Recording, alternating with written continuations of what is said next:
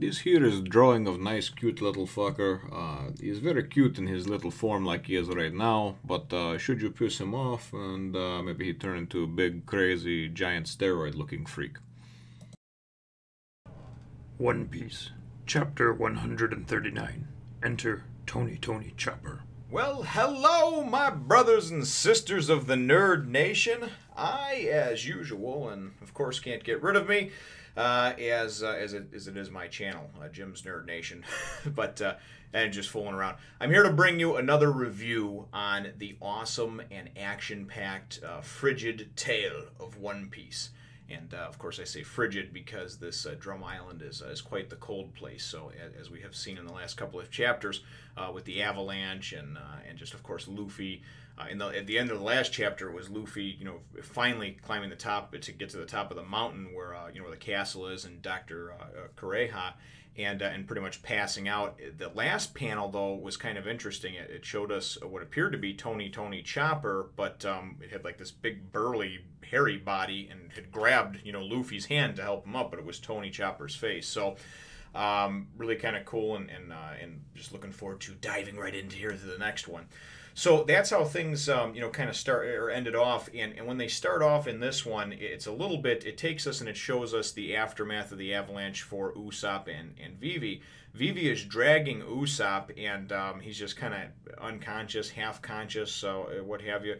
And she's dragging him through the snow.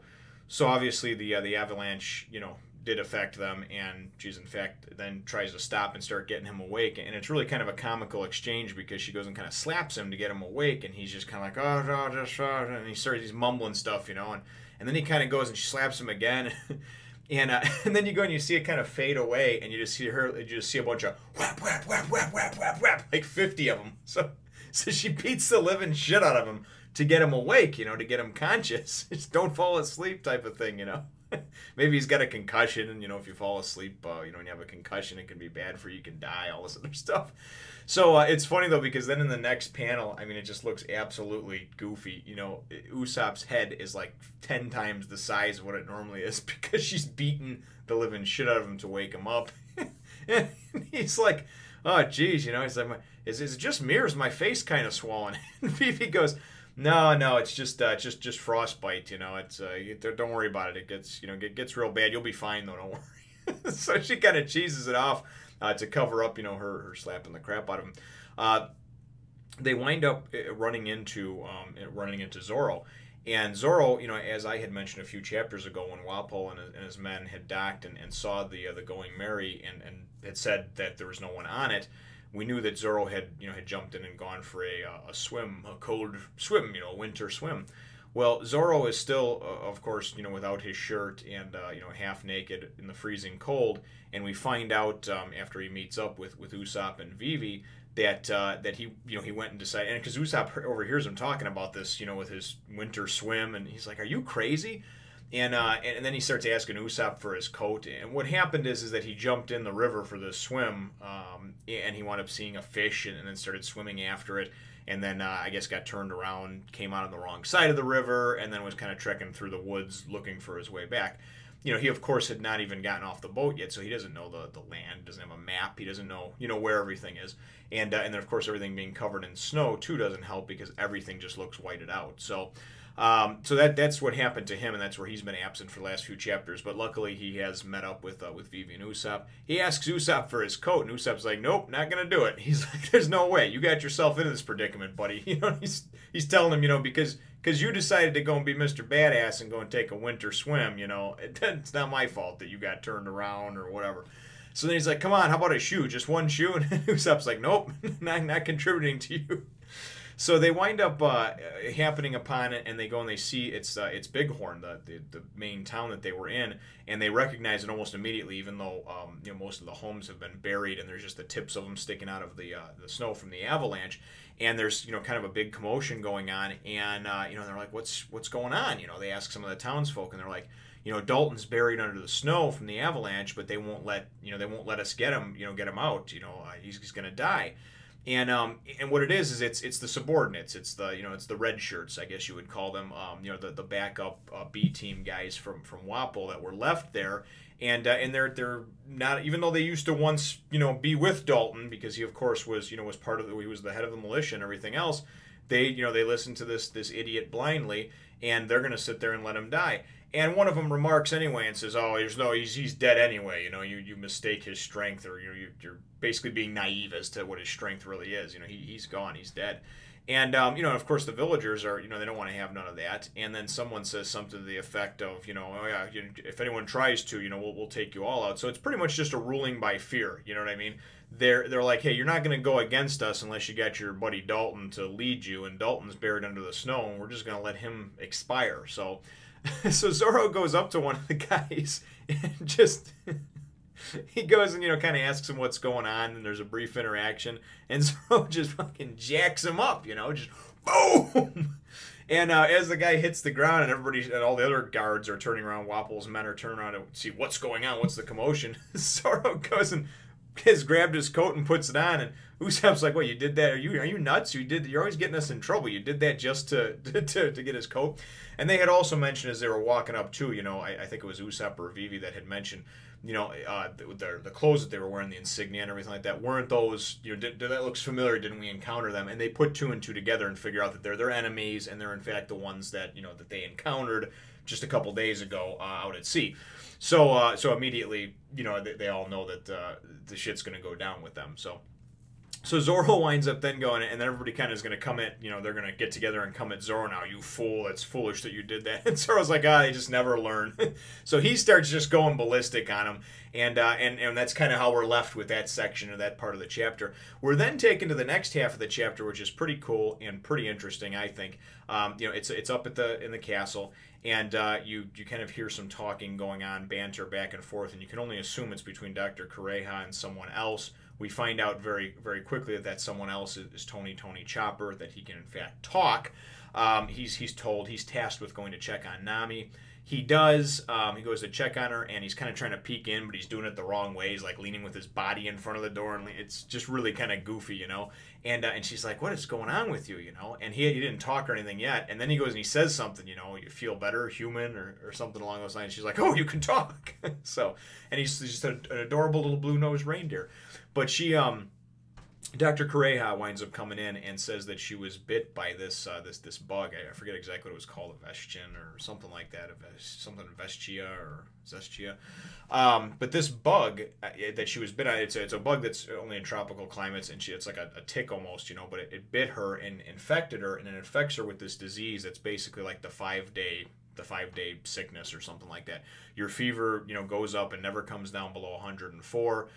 Best she could tell, she was bit 3 days ago. Dr. Kureha also mentions that these bugs were thought to have been extinct, but just in case, she wound up keeping some of this, keeping some of the anti-venom, the antibiotic, whatever, the cure for it basically, and kind of goes and explains all this stuff to Nami, and then so we know that obviously Nami must have got bit when they were on Little Garden, it being this jungle-like prehistoric place, and of course these bugs must still be alive on there. But Nami had no idea, and of course was delirious and completely out of it by the time anything could have been figured out anyway.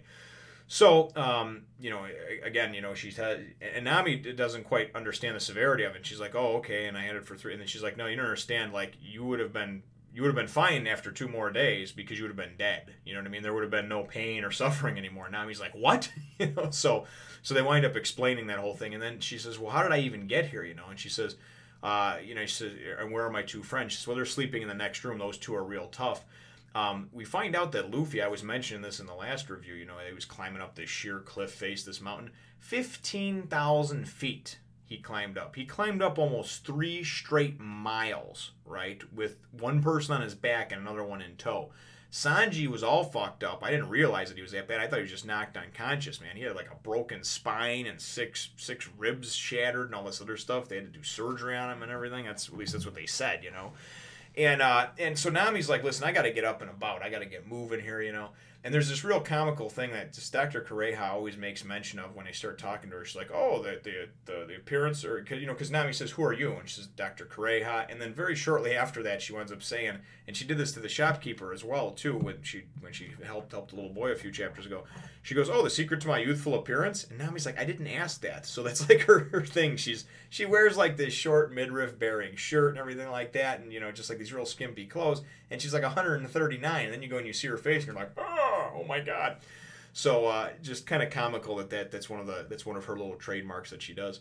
So she Nami wants to get out of bed. She says, "No, listen, the usual is 10 days. That you're down for this. You can't get up for at least you're on bed rest. For 3 days, at least 3 days. Until the antibiotics set in and this and that." And Nami goes and tries to get up and everything. And Dr. Kureha, man, is on top of her with like a dagger to her throat like that. And she's like, "There's only two ways people leave here: completely cured, and released by me, or dead." So, right when that winds up happening, we go and we see it's kind of a funny exchange. We see Tony Chopper running. And Sanji and Luffy are chasing after him. They're up, obviously, now. And they're chasing after him, and they're like, "Oh, deer meat." And Sanji's like, "Just grab a hold of him. We'll cook him up real quick." They're obviously both real hungry from what's happening. We know Luffy loves his meat. So it's comical because they're chasing him around. And Dr. Kureha's trying to get everything calmed down and explain to Nami what's going on. And we wind up seeing a couple panels later because she's explaining who Tony Chopper is. She explains what happened, basically, how they came up there, how Tony found them out there. And it still doesn't explain his transformation yet or anything, how he was this bigger beast. But it was kind of cool because the determination that I was talking about and that I went on and on about my last review, you can see again because they go and they show this little flashback of when they were found outside, and Dr. Kureha's basically assessing their injuries and trying to help the one that's closest to death first and this and that. And Luffy's just like mumbling, like on the ground, half conscious, like, "My friend," and he's saying "my friends," like take care of my friends,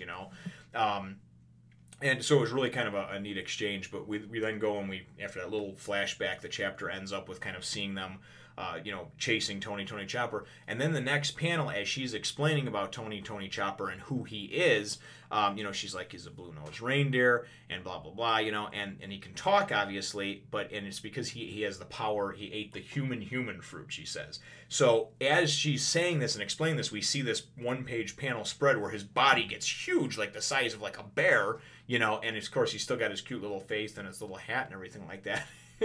And then he does that to kind of like throw them off of him, like, "I'm not food," And so she goes and that's how the chapter ends up, is Dr. Kureha explaining that Tony Chopper, of course, has this power of the human fruit. He can do anything that a human can do, and she has taught him all of her medical knowledge and medical wisdom. So that's clearly how he can talk, and that's clearly also solves the one chapter mystery that I had from the last chapter, sitting there wondering, what the hell? How did this thing turn into this big hulking body?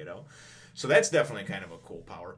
The chapter question is, I guess, would be, what do you think of the human fruit? Devil fruits in general, we've done a couple of questions about, and a question and answer type things, and I know nothing can be revealed, but just what do you think, as the readers as well, brothers and sisters, about the power of the human fruit? It seems a little bit, I don't know everything about it yet, but at this point it seems a little bit cool and a little bit odd at the same time. But I guess that could be said for almost all devil fruits. So leave your answer to that question in the comments down below.